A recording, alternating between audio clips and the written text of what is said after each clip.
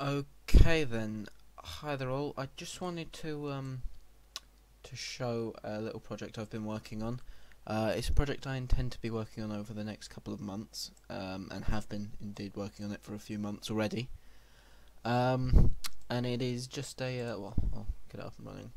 It's just a basic little Voxel engine made in or written in C Sharp, made for use in Unity. Eventually, I intend to make it so that it can be fully incorporated in any project. At the moment, it's fairly game independent, so there's no ties to any kind of game. I do have an intention to use it in a game. I've several ideas. One major one sticking out at the moment, but I thought I'd just begin documenting the growth of the project. As it stands currently, I've added in several features.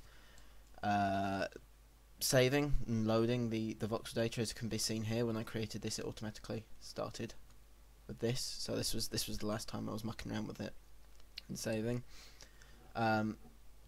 Each block is capable of remembering its own damage value. So much like Minecraft would have, the blocks would have different what was it, blast values or something like that. Very similar, only there isn't a set value. It will remember the damage. So if you deal damage to a single block over time, it will remember the damage each time, and it will indeed save it. Which is what's happened here. Basically, you can blow up a particular point. That's another thing.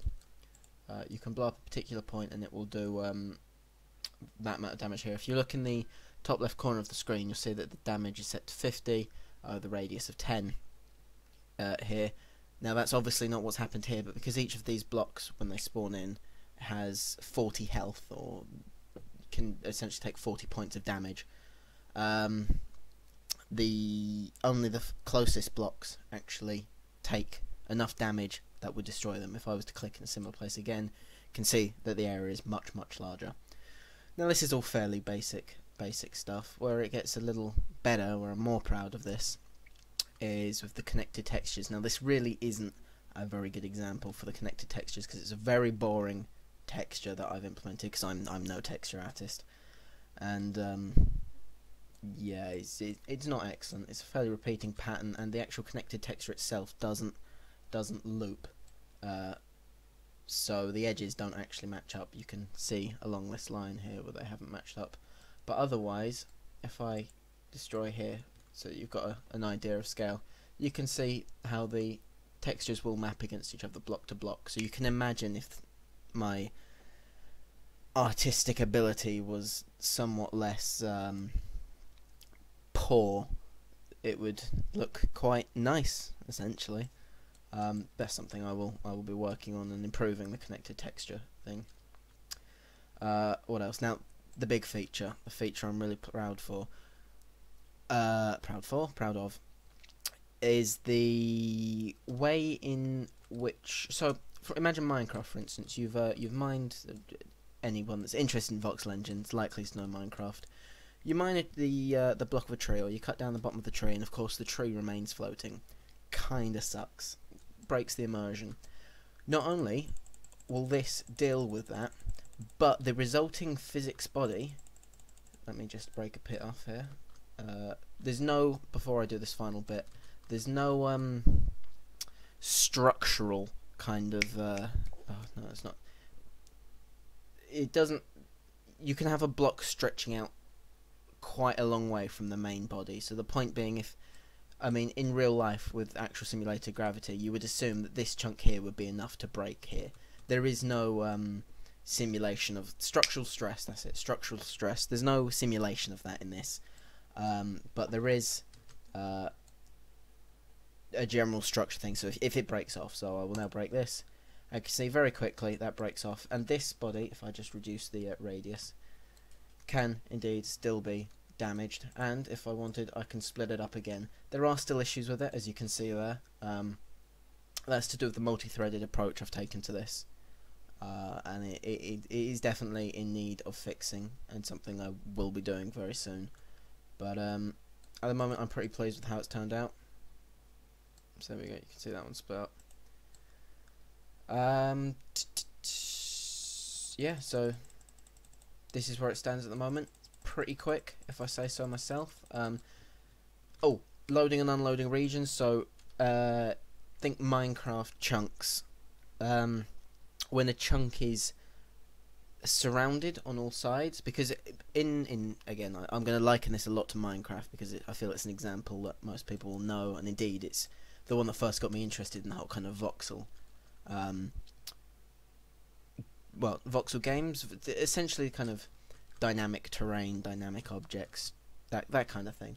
But Minecraft just has a 2D array of chunks, so along the x-axis and along the z-axis for all the chunks, because they're from every chunk goes from the maximum height of the world to the minimum. This doesn't do it like that. This handles a three-dimensional array of chunks. So if I take it out of maximizing, so you can see here, if I select an individual chunk, or I refer to them as regions, but you can see that this region actually only makes up a very small proportion, a very small proportion of the overall block size. So what is in the middle, these chunks that are in the middle that don't need to be rendered because either they've got no faces that would be exposed, or they're completely empty and have nothing that could ever need to be rendered, they will be completely unloaded from the memory, which, well, I say unloaded from the memory, they will be dereferenced and the garbage collector will be left to deal with it, as is the way with C#.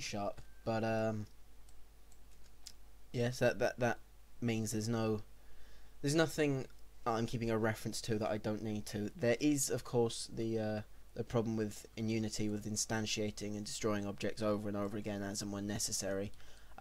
This doesn't do that too much at the moment, and I've been trying to keep it to a minimum. However, it doesn't at the keep a cache of region objects that could be reused. So instead of just destroying them and letting the GC deal with it, or just moving them around and enabling them when I want them, it will completely destroy them and dereference them and then recreate them as necessary, which is probably not the best way to do it, and something I will again be dealing with later on. Yeah, essentially that's this is what I've got so far. I have lots and lots of things I intend to be fixing with it and generally doing to it. The next thing I'm going to be doing is creating a nice little example test scene, where you can just, I don't know, muck around with it. I mean, I've already made it so you can change the damage and radius of explosions, whatnot. You can do just a little debugging tool, but I intend to flesh it out a bit more so it's something more demonstratable.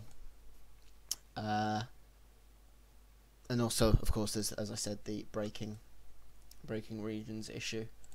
But otherwise, it is coming along very, very nicely. There are a lot of limitations to it, as you can see, not precise collisions. So if I highlight that, compared with that, you can see that the collisions that register the exact blocked impact and the overall physics collisions are very different, because concave to concave colliders, not a fast nor accepted method of doing anything.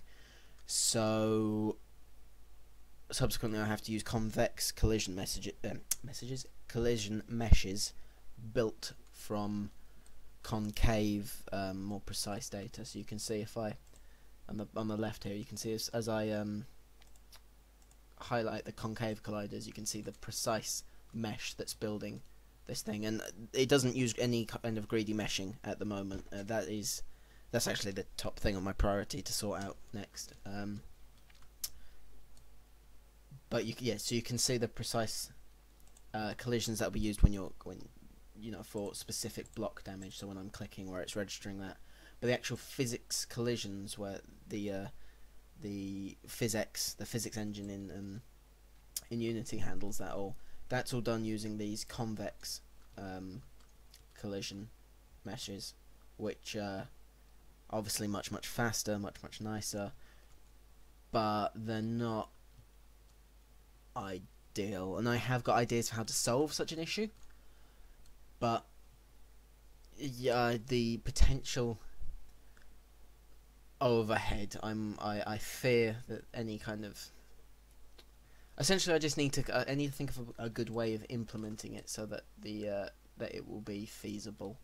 Essentially, there's no real frame rate issues with what I've got at the moment, but I'm kind of envisioning this being used where you have multiple bodies like this in a single scene. So ideally, it would be you know, much larger areas, same kind of performance. I mean, we got a nice steady. I say steady, not dropping below like 55 FPS, even when causing damage to multiple regions at once. So it's not bad. Yeah, this obviously first update video, as it were. There is a lot to do to it, and the fact that this is the first point I felt willing to show it off, and well, yeah, I intend to make it considerably better than it is now. So thank you very much for listening, anyone. Feel free to comment if you have any ideas that I could implement, or just anything really. If you've got anything to say it. Thank you very much.